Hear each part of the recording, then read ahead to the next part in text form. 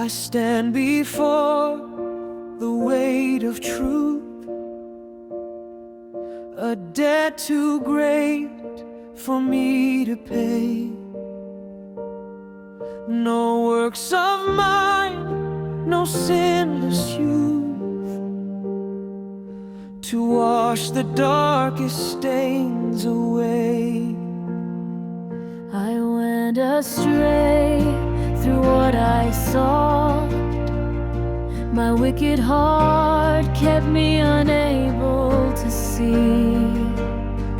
But grace was given, not earned or bought, when mercy came and rescued me. If we could lose what grace has won, we would have done so long before. Must Christ again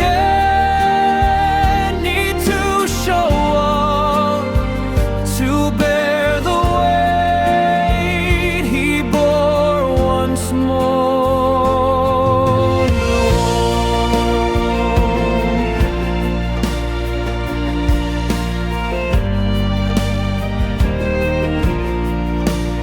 Even if forever my tears would flow for all my sins, it never atoned.